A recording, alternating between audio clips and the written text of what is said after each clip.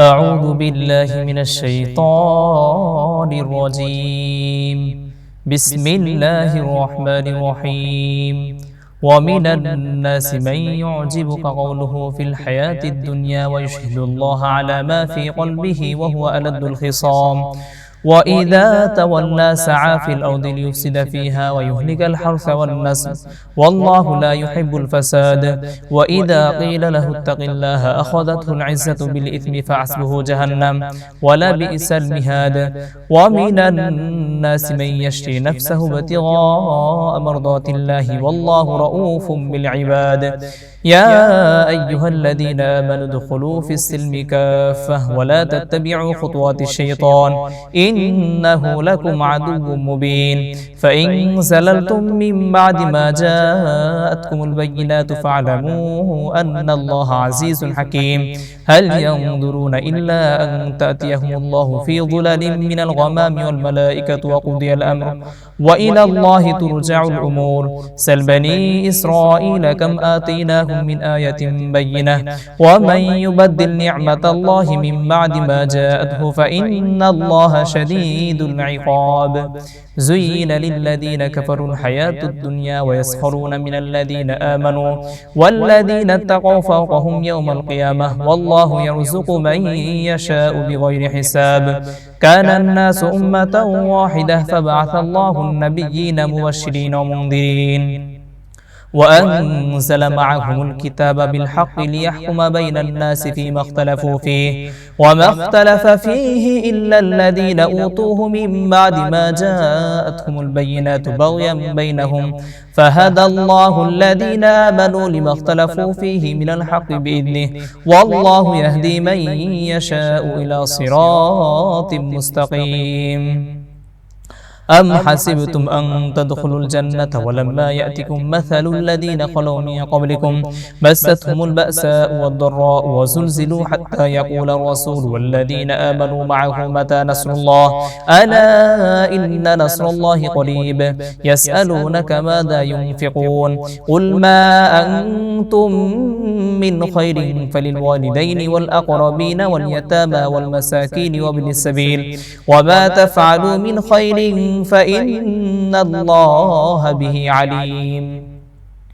كتب عليكم القتال وهو كره لكم وعسى أن تكرهوا شيئا وهو خير لكم وعسى أن تحبوا شيئا وهو شر لكم والله يعلم وأنتم لا تعلمون. يسألونك عن الشهر الحرام قتال فيه قل قتال فيه كبير وصد عن سبيل الله وكفر به والمسجد الحرام وإخراج أهله منه أكبر عند الله والفتنة أكبر من القتل ولا يزالون يقاتلونكم حتى يردوكم عن دينكم إن استطاعوا ومن يرتد منكم عن دينه فيمت وهو كافر فأولئك حبطت أعمالهم في الدنيا والآخرة وأولئك أصحاب النار هم فيها خالدون. إن الذين آمنوا والذين هاجروا وجاهدوا في سبيل الله أولئك يرجون رحمة الله والله غفور رحيم. يسألونك عن الخمر والميسر قل فيهما إثم كبير ومنافع للناس وإثمهما أكبر من نفعهما ويسألونك ماذا ينفقون قل العفو كذلك يبين الله لكم الآيات لعلكم تتفكرون في الدنيا والآخرة. ويسألونك عن اليتامى قل إصلاح لهم خير وإن تخالطوهم فإخوانكم والله يعلم المفسد من المصلح ولو شاء الله لأعنتكم إن الله عزيز حكيم. ولا تنكحوا المشركات حتى يؤمن ولا أمة مؤمنة خير من مشركة ولو أعجبتكم ولا تنكحوا المشركين حتى يؤمنوا ولا عبد مؤمن خير من مشرك ولو أعجبكم أولئك يدعون إلى النار والله يدعو إلى الجنة والمغفرة بإذنه ويبين آياته للناس لعلهم يتذكرون. ويسألونك عن المحيض قل هو أذى فاعتزلوا النساء في المحيض ولا تقربوهن حتى يطهرن فإذا تطهرن فأتوهن من حيث أمركم الله إن الله يحب التوابين ويحب المتطهرين نساؤكم حرث لكم فأتوا حرثكم أن شئتم وقدموا لأنفسكم واتقوا الله واعلموا أنكم ملاقوه وبشر المؤمنين ولا تجعلوا الله عرضة لأيمانكم أن تبروا وتتقوا وتصلحوا بين الناس والله سميع عليم لا يؤاخذكم الله باللغو في أيمانكم ولكن يؤاخذكم بما كسبت قلوبكم والله غفور حليم للذين يؤلون من نسائهم تربص 4 أشهر فإن فاءوا فإن الله غفور رحيم وإن عزموا الطلاق فإن الله سميع عليم والمطلقات يتربصن بأنفسهن 3 قروء ولا يحل لهن أن يكتمن ما خلق الله في أرحامهن إن كن يؤمن بالله واليوم الآخر وبعولتهن أحق بردهن في ذلك إن أرادوا إصلاحا ولهن مثل الذي عليهن بالمعروف وللرجال عليهن درجة والله عزيز حكيم الطلاق 2 مرتان فإمساك بمعروف أو تسريح بإحسان ولا يحل لكم أن تأخذوا مما آتيتموهن شيئا إلا أن يخافا ألا يقيما حدود الله فإن خفتم ألا يقيما حدود الله فلا جناح عليهما فيما افتدت به تلك حدود الله فلا تعتدوها ومن يتعد حدود الله فأولئك هم الظالمون فإن طلقها فلا تحل له من بعد حتى تنكح زوجا غيره فإن طلقها فلا جناح عليهما أن يتراجعا إن ظنا أن يقيما حدود الله وتلك حدود الله يبينها لقوم يعلمون وإذا طلقتم النساء فبلغن أجلهن فأمسكوهن بمعروف أو سرحوهن بمعروف ولا تمسكوهن ضرارا لتعتدوا ومن يفعل ذلك فقد ظلم نفسه ولا تتخذوا آيات الله هزوا واذكروا نعمة الله عليكم وما أنزل عليكم من الكتاب والحكمة يعظكم به واتقوا الله واعلموا أن الله بكل شيء عليم وإذا طلقتم النساء فبلغن أجلهن فلا تعدلوهن أن ينكحن أزواجهن إذا تراضوا بينهم بالمعروف ذلك يوعظ به من كان منكم يؤمن بالله واليوم الآخر ذلكم أزكى لكم وأطهر والله يعلم وأنتم لا تعلمون والوالدات يرضعن أولادهن حولين كاملين لمن أراد أن يتم الرضاعة وعلى المولود له رزقهن وكسوتهن بالمعروف لا تكلف نفس إلا وسعها لا تضار والدة بولدها ولا مولود له بولده وعلى الوارث مثل ذلك فإن أرادا فصالا عن تراض منهما وتشاور فلا جناح عليهما وإن أردتم أن تسترضعوا أولادكم فلا جناح عليكم إذا سلمتم ما آتيتم بالمعروف واتقوا الله واعلموا أن الله بما تعملون بصير والذين يتوفون منكم ويذرون أزواجا يتربصن بأنفسهن 4 أشهر و10 فإذا بلغن أجلهن فلا جناح عليكم فيما فعلن في أنفسهن بالمعروف والله بما تعملون خبير ولا جناح عليكم فيما عرضتم به من خطبة النساء أو أكننتم في أنفسكم علم الله أنكم ستذكرونهن ولكن لا تواعدوهن سرا إلا أن تقولوا قولا معروفا ولا تعزموا عقدة النكاح حتى يبلغ الكتاب أجله واعلموا أن الله يعلم ما في أنفسكم فاحذروه واعلموا أن الله غفور حليم لا جناح عليكم إن طلقتم النساء ما لم تمسوهن أو تفرضوا لهن فريضة ومتعوهن على الموسع قدره وعلى المقتر قدره متاعا بالمعروف حقا على المحسنين وإن طلقتموهن من قبل أن تمسوهن وقد فرضتم لهن فريضة فنصف ما فرضتم إلا أن يعفون أو يعفو الذي بيده عقدة النكاح وأن تعفوا أقرب للتقوى ولا تنسوا الفضل بينكم إن الله بما تعملون بصير حافظوا على الصلوات والصلاة الوسطى وقوموا لله قانتين فإن خفتم فرجالا أو ركبانا فإذا أمنتم فاذكروا الله كما علمكم ما لم تكونوا تعلمون والذين يتوفون منكم ما يذرون أزواجا وصية لأزواجهم متاعا إلى الحول غير إخراج فإن خرجنا فلا جناح عليكم فيما فعلن في أنفسهن من معروف والله عزيز حكيم وللمطلقات متاع بالمعروف حقا على المتقين كذلك يبين الله لكم آياته لعلكم تعقلون ألم تر إلى الذين خرجوا من ديارهم وهم ألوف حذر الموت فقال لهم الله موتوا ثم أحياهم إن الله لذو فضل على الناس ولكن أكثر الناس لا يشكرون وقاتلوا في سبيل الله واعلموا أن الله سميع عليم من ذا الذي يقرض الله قرضا حسنا فيضاعفه له أضعافا كثيرة والله يقبض ويبسط وإليه ترجعون ألم تر إلى الملأ من بني إسرائيل من بعد موسى إذ قالوا لنبي له مبعث لنا ملكا نقاتل في سبيل الله قال هل عسيتم إن كتب عليكم القتال ألا تقاتلوا قالوا وما لنا ألا نقاتل في سبيل الله وقد أخرجنا من ديارنا وأبنائنا فلما كتب عليهم القتال تولوا إلا قليلا منهم والله أعلم بالظالمين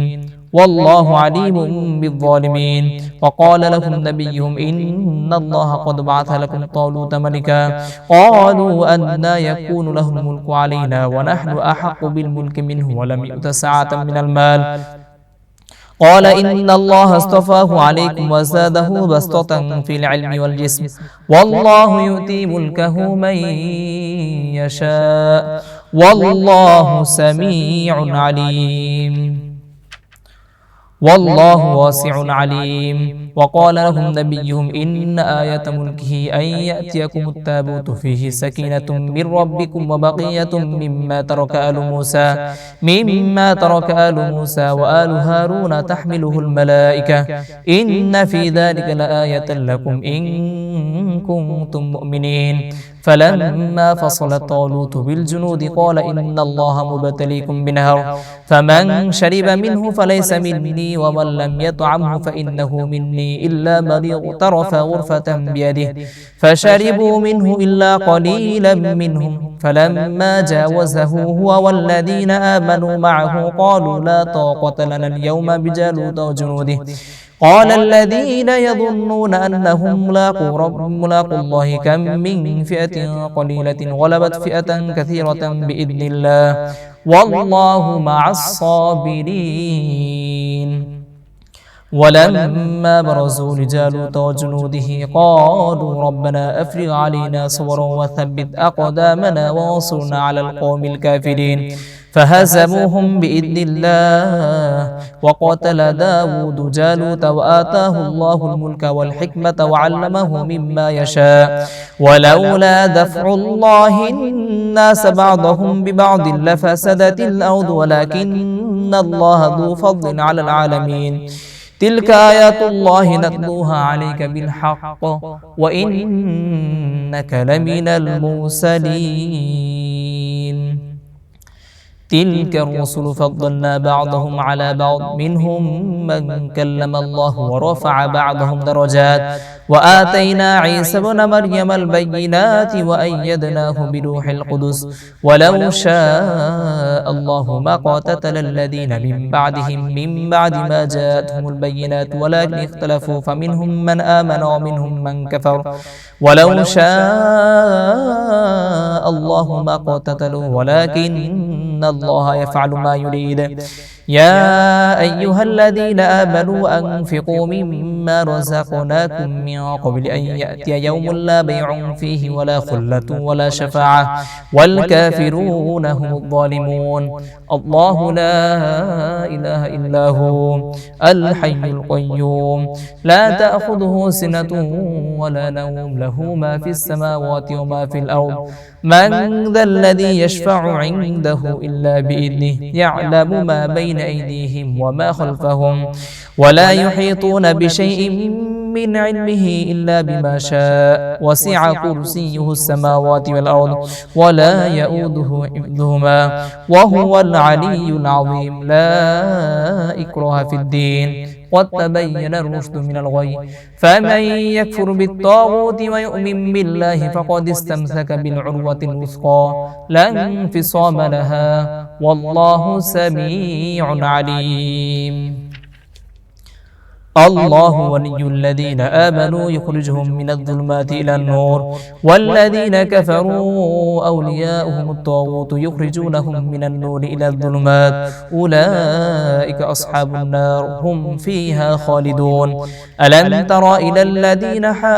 إلى الذي حاج إبراهيم في ربه أن آتاه الله الملك إذ قال إبراهيم ربي الذي يحيي ويميت قال أنا أحيي وأميت قال إبراهيم فإن الله يأتي بالشمس من المشرق فأت بها من المغرب فبهت الذي كفر والله لا يهدي القوم الظالمين. أو كالذي مر على قرية وهي خاوية على عروشها قال أنى يحيي هذه الله بعد موتها فأماته الله 100 عام ثم بعثه قال كم لبثت قال لبثت يوما أو بعض يوم قال بل لبثت 100 عام فانظر إلى طعامك وشرابك لم يتسنه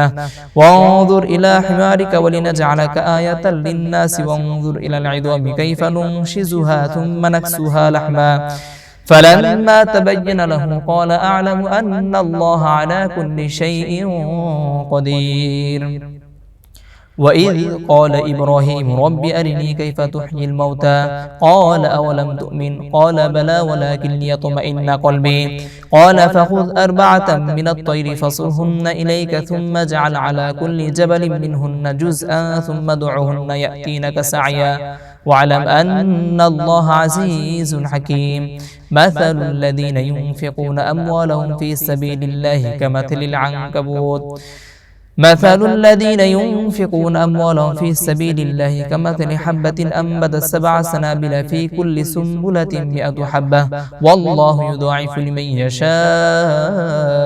والله واسع عليم. الذين ينفقون أموالهم في سبيل الله ثم لا يتبعون ما أنفقوا منا ولا أذى لهم أجرهم عند ربهم ولا خوف عليهم ولا هم يحزنون. قول معروف ومغفرة خير من صدقة يتبعها أذى والله ولي حليم. يا أيها الذين آمنوا لا تبطلوا صدقاتكم بالمن والأذى كالذي ينفق ماله رئاء الناس ولا يؤمن بالله واليوم الآخر فمثله كمثل صفوان عليه تراب فأصابه وابل فتركه صلدا لا يقدرون على شيء مما كسبوا والله لا يهدي القوم الكافرين. ومثل الذين ينفقون أموالهم ابتغاء مرضات الله وتثبيتا من أنفسهم كمثل جنة بربوة أصابها وابل فآتت أكلها ضعفين فإن لم يصبها وابل فطل والله بما تعملون بصير. أيود أحدكم أن تكون له جنة من نخيل وأعناب تجري من تحتها الأنهار له فيها من كل الثمرات وأصابه الكبر وله ذرية ضعفاء فأصابها إعصار فيه نار فاحترقت كذلك يبين الله لكم الآيات لعلكم تتفكرون. يا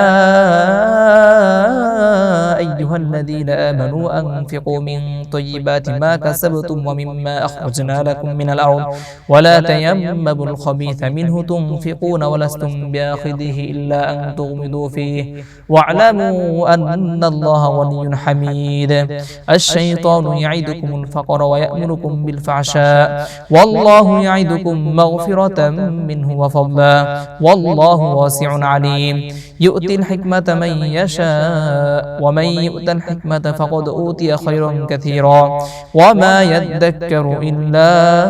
أولو الألباب. وما أنفقتم من نفقة أو نذرتم من نذر فإن الله يعلم وما للظالمين من أنصار. إن تبدوا الصدقات فنعما هي وإن تؤفوها وتؤتوها الفقراء فهو خير لكم ويكفر عنكم من سيئاتكم والله بما تعملون خبير. ليس عليك هداهم ولكن الله يهدي من يشاء وما تنفقوا من خير فلأنفسكم وما تنفقون إلا ابتغاء وجه الله وما تنفقوا من خير يوفى إليكم وأنتم لا تظلمون. للفقراء الذين أحصروا في سبيل الله لا يستطيعون ضربا في الأرض يحسبهم الجاهل أغنياء من التعفف تعرفهم بسيماهم لا يسألون الناس إلحافا وما تنفقوا من خير فإن الله به عليم. الذين ينفقون أموالهم بالليل والنهار سرا وعلانية فلهم أجرهم عند ربهم ولا خوف عليهم ولا هم يحزنون. الذين يأكلون الربا لا يقومون إلا كما يقوم الذي يتخبطه الشيطان من المس ذلك بأنهم قالوا إنما البيع مثل الربا وأحل الله البيع وحرم الربا فمن جاءه موعظة من ربه فانتهى فله ما سلف وأمره إلى الله ومن عاد فأولئك أصحاب النار هم فيها خالدون. يمحق الله الربا ويربي الصدقات والله لا يحب كل كفار أثيم. إن الذين آمنوا وعملوا الصالحات وأقاموا الصلاة وآتوا الزكاة لهم أجرهم عند ربهم ولا خوف عليهم ولا هم يحزنون. يا أيها الذين آمنوا اتقوا الله وذروا ما بقي من الربا إن كنتم مؤمنين فإن لم تفعلوا فأذنوا بحرب من الله ورسوله وإن تبتم فلكم رؤوس أموالكم لا تظلمون ولا تظلمون وإن كان ذو عسرة فناظرة إلى ميسرة وأن تصدقوا خير لكم إن كنتم تعلمون. واتقوا يوما لا ترجعون فيه إلى الله ثم توفى كل نفس ما كسبت وهم لا يظلمون. يا أيها الذين آمنوا إذا تداينتم بدين إلى أجل مسمى فاكتبوه وليكتب بينكم كاتب بالعدل ولا يأبى كاتب أن يكتب كما علمه الله فليكتب وليملل الذي عليه الحق وليتق الله ربه ولا يبخس منه شيئا فإن كان الذي عليه الحق سفيها أو ضعيفا أو لا يستطيع أن يمل هو فليملل وليه بالعدل واستشهدوا شهيدين من رجالكم فإن لم يكونا رجلين فرجل وامرأتان ممن ترضون من الشهداء أن تضل إحداهما فتذكر إحداهما الأخرى ولا يأبى الشهداء إذا ما دعوا ولا تسأموا أن تكتبوه صغيرا أو كبيرا إلى أجله ذلكم أقسط عند الله وأقوم للشهادة وأدنى ألا ترتابوا إلا أن تكون تجارة حاضرة تديرونها بينكم فليس عليكم جناح ألا تكتبوها وأشهدوا إذا تبايعتم ولا يضار كاتب ولا شهيد وإن تفعلوا فإنه فسوق بكم واتقوا الله ويعلمكم الله والله بكل شيء عليم. وإن كنتم على سفر ولم تجدوا كاتبا فرهان مقبوضة فإن أمن بعضكم بعضا فليؤدي الذي اؤتمن أمانته وليتق الله ربه ولا تكتموا الشهادة ومن يكتمها فإنه آثم قلبه والله بما تعملون عليم لله ما في السماوات وما في الأرض وإن تبدوا ما في أنفسكم أو تخفوه يحاسبكم به الله فيغفر لمن يشاء ويعذب من يشاء والله على كل شيء قدير آمن الرسول بما أنزل إليه من ربه والمؤمنون كل آمن بالله وملائكته وكتبه ورسله لا نفرق بين أحد من رسله وقالوا سمعنا وأطعنا غفرانك ربنا وإليك المصير لا يكلف الله نفسا إلا وسعها لها ما كسبت وعليها ما اكتسبت ربنا لا تؤاخذنا إن نسينا أو أخطأنا ربنا ولا تحمل علينا إصرا كما حملته على الذين من قبلنا ربنا ولا تحملنا ما لا طاقة لنا به واعف عنا واغفر لنا وارحمنا أنت مولانا فانصرنا على القوم الكافرين بسم الله الرحمن الرحيم ألف لام ميم الله لا إله إلا هو الحي القيوم نزل عليك الكتاب بالحق مصدقا لما بين يديه وأنزل التوراة والإنجيل من قبل هدى للناس وأنزل الفرقان إن الذين كفروا بآيات الله لهم عذاب شديد والله عزيز ذو انتقام إن الله لا يخفى عليه شيء في الأرض ولا في السماء هو الذي يصوركم في الأرحام كيف يشاء لا إله إلا هو العزيز الحكيم هو الذي أنزل عليك الكتاب منه آيات محكمات هن أم الكتاب وأخر متشابهات فأما الذين في قلوبهم زيغ فيتبعون ما تشابه منه ابتغاء الفتنة وابتغاء تأويله وما يعلم تأويله إلا الله والراسخون في العلم يقولون آمنا به كل من عند ربنا وما يذكر إلا أولو الألباب ربنا لا تزغ قلوبنا بعد إذ هديتنا وهب لنا من لدنك رحمة إنك أنت الوهاب ربنا إنك جامع الناس ليوم لا ريب فيه إن الله لا يخلف الميعاد إن الذين كفروا لن تغني عنهم أموالهم ولا أولادهم من الله شيئا وأولئك هم وقود النار كدأب آل فرعون والذين من قبلهم كذبوا بآيات ربهم فأخذهم الله بذنوبهم والله شديد العقاب قل للذين كفروا ستغلبون وتحشرون إلى جهنم وبئس المهاد قد كان لكم آية في فئتين التقتا فئة تقاتل في سبيل الله وأخرى كافرة يرونهم مثليهم رأي العين والله يؤيد بنصره من يشاء إن في ذلك لعبرة لأولي الأبصار زين للناس حب الشهوات من النساء والبنين والقناطير المقنطرة من الذهب والفضة والخيل المسومة والأنعام والحرث ذلك متاع الحياة الدنيا والله عنده حسن المآب قل أنبئكم بخير من ذلكم للذين اتقوا عند ربهم جنات تجري من تحت الأنهار خالدين فيها وأزواج مطهرة ورضوان من الله والله بصير بالعباد الذين يقولون ربنا إننا آمنا فاغفر لنا ذنوبنا وقنا عذاب النار الصابرين والصادقين والقانتين والمنفقين والمستغفرين بالأسحار شهد الله أنه لا إله إلا هو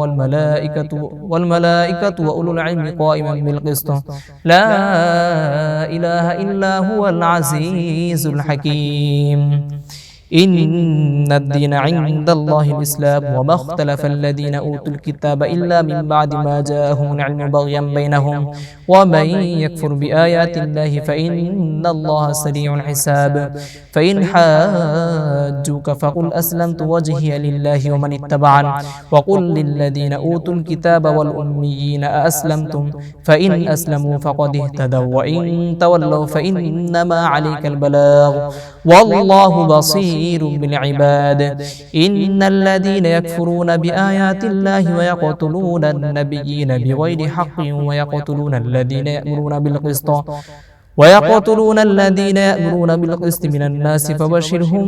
بعذاب أليم أولئك الذين حبطت أعمالهم في الدنيا والآخرة وما لهم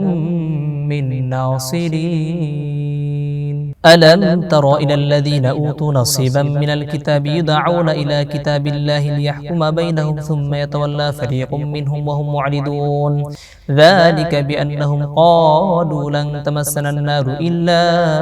أياما معدودات وغرهم في دينهم ما كانوا يفترون فكيف إذا جمعناهم ليوم لا ريب فيه ووفيت كل نفس ما كسبت وهم لا يظلمون قل اللهم مالك الملك تؤتي الملك من تشاء وتنزع الملك ممن تشاء وتعز من تشاء وتذل من تشاء بيدك الخير إنك على كل شيء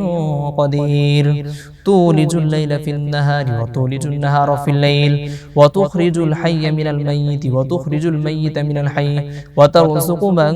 تشاء بغير حساب لا يتخذ المؤمنون الكافرين أولياء من دون المؤمنين ومن يفعل ذلك فليس من الله في شيء إلا أن تتقوا منهم تقاه ويحذركم الله نفسه وإلى الله المصير قل إن تخفوا ما في صدوركم أو تبدوه يعلمه الله ويعلم ما في السماوات وما في الأرض والله على كل شيء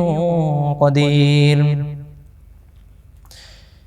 يوم تجد كل نفس ما عملت من خير محضرا وما عملت من سوء تود لو أن بينها وبينه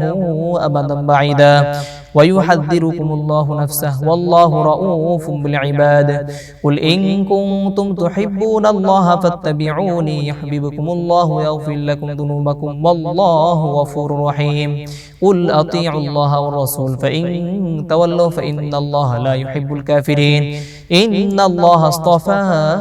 آدم ونوحا وآل إبراهيم وآل عمران على العالمين ذرية بعدها من بعد والله سميع عليم إذ قالت امرأة عمران رب إني نذرت لك ما في بطني محررا فتقبل مني إنك أنت السميع العليم فلما وضعتها قالت رب إني وضعتها أنثى والله أعلم بما وضعت وليس الذكر كالأنثى وإني سميتها مريم وإني أعيدها بك وذريتها من الشيطان الرجيم فتقبلها ربها بقبول حسن وأنبتها نباتا حسنا وكفلها زكريا كلما دخل عليها زكريا المحراب وجد عندها رزقا قال يا مريم أنى لك هذا قالت هو من عند الله إن الله يرزق من يشاء بغير حساب هنالك دعا زكريا ربه قال رب هب لي من لدنك ذرية طيبة إنك سميع الدعاء فنادته الملائكة وهو قائم يصلي في المحراب أن الله يبشرك بيحيى مصدقا بكلمة من الله وسيدا وحصورا ونبيا من الصالحين قال رب أنى يكون لي غلام وقد بلغني الكبر وامرأتي عاقر قال كذلك الله يفعل ما يشاء قال رب اجعل لي آية قال آيتك ألا تكلم الناس 3 أيام إلا رمزا واذكر ربك كثيرا وسبح بالعشي والإبكار وإذ قالت الملائكة يا مريم إن الله اصطفاك وطهرك واصطفاك على نساء العالمين يا مريم قنتي لربك واسجدي واركعي مع الراكعين ذلك من أنباء الغيب نوحيه إليك وما كنت لديهم إذ يلقون أقلامهم أيهم يكفل مريم وما كنت لديهم إذ يختصمون إذ قالت الملائكة الملائكة يا مريم إن الله يبشرك بكلمة منه اسمه المسيح عيسى بن مريم وجيها في الدنيا والآخرة ومن المقربين ويكلم الناس في المهد وكهلا ومن الصالحين قالت رب أنى يكون لي ولد ولم يمسسني بشر قال كذلك الله يخلق ما يشاء إذا قضى أمرا فإنما يقول له كن فيكون ويعلمه الكتاب والحكمة والتوراة والإنجيل ورسولا إلى بني إسرائيل أني قد جئتكم بآية من ربكم أني أخلق لكم من الطين كهيئة الطير فأنفخ فيه فيكون طيرا بإذن الله وأبرئ الأكمه والأبرص وأحيي الموتى بإذن الله وأنبئكم بما تأكلون وما تدخرون في بيوتكم إن في ذلك لآية لكم إن كنتم مؤمنين ومصدقا لما بين يدي من التوراة ولأحل لكم بعض الذي حرم عليكم وجئتكم بآية من ربكم فاتقوا الله وأطيعون إن الله ربي وربكم فاعبدوه هذا صراط مستقيم فلما أحس عيسى منهم الكفر قال من أنصاري إلى الله قال الحواريون نحن أنصار الله آمنا بالله واشهد بأننا مسلمون ربنا آمنا بما أنزلت واتبعنا الرسول فاكتبنا مع الشاهدين ومكروا ومكر الله والله خير الماكرين إذ قال الله يا عيسى إني متوفيك ورافعك إلي ومطهرك من الذين كفروا وجاعل الذين اتبعوك فوق الذين كفروا إلى يوم القيامة ثم إلي مرجعكم فأحكم بينكم فيما كنتم فيه تختلفون فأما الذين كفروا فأعذبهم عذابا أليما فأما الذين كفروا فأعذبهم عذابا شديدا في الدنيا والآخرة وما لهم من ناصرين وأما الذين آمنوا وعملوا الصالحات فيوفيهم أجورهم والله لا يحب الظالمين ذلك نتلوه عليك من الآيات والذكر الحكيم إن مثل عيسى عند الله كمثل آدم خلقه من تراب ثم قال له كن فيكون الحق من ربك فلا تكن من الممترين فمن حاجك فيه من بعد ما جاءك من العلم فقل تعالوا ندعو أبناءنا وأبناءكم ونساءنا ونساءكم وأنفسنا وأنفسكم ثم نبتهل فنجعل لعنة الله على الكاذبين إن هذا لهو القصص الحق وما من إله إلا الله وإن الله لهو العزيز الحكيم فإن تولوا فإن الله عليم بالمفسدين قل يا أهل الكتاب تعالوا إلى كلمة سواء بيننا وبينكم ألا نعبد إلا الله ولا نشرك به شيئا ولا يتخذ بعضنا بعضا أربابا من دون الله فإن تولوا فقولوا اشهدوا بأننا مسلمون يا أهل الكتاب لم تحاجون في إبراهيم وما أنزلت التوراة والإنجيل إلا من بعده أفلا تعقلون ها أنتم هؤلاء حاججتم فيما لكم به علم فلم تحاجون فيما ليس لكم به علم والله يعلم وأنتم لا تعلمون ما كان إبراهيم يهوديا ولا نصرانيا ولكن كان حنيفا مسلما وما كان من المشركين إن أولى الناس بإبراهيم للذين اتبعوه وهذا النبي والذين آمنوا والله ولي المؤمنين ودت طائفة من أهل الكتاب لو يضلونكم وما يضلون إلا أنفسهم وما يشعرون يا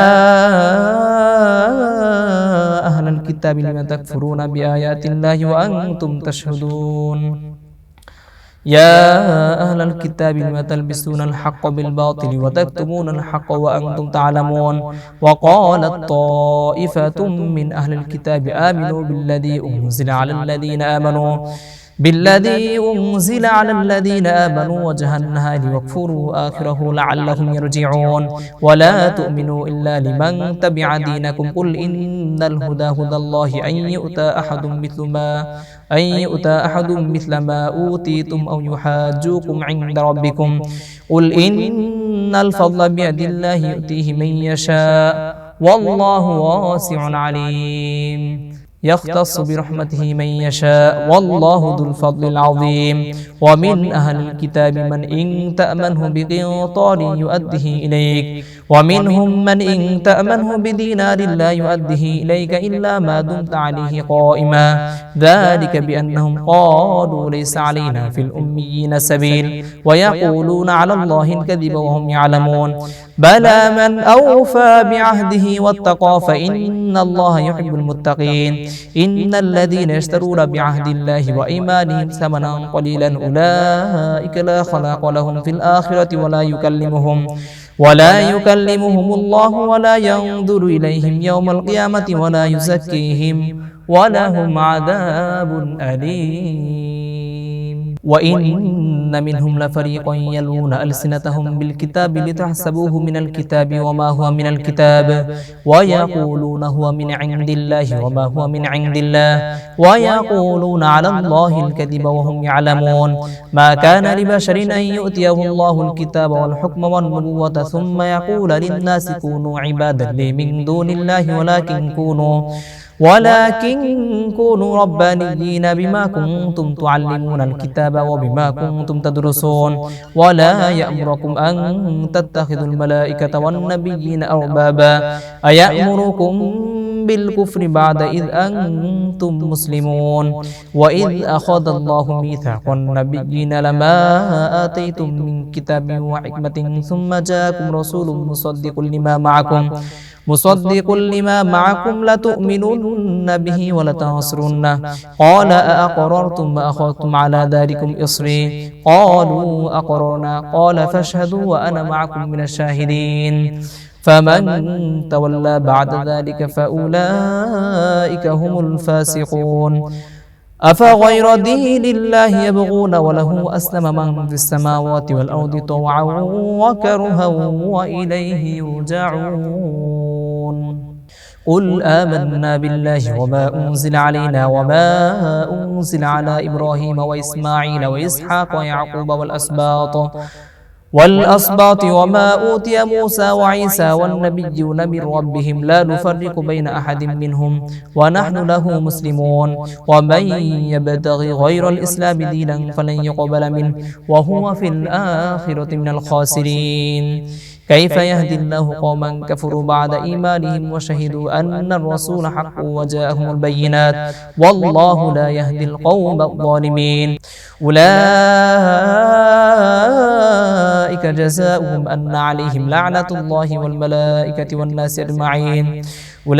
جزاؤهم أن عليهم لعنة الله والملائكة والناس أجمعين خالدين فيها لا يخفف عنهم العذاب ولا هم ينظرون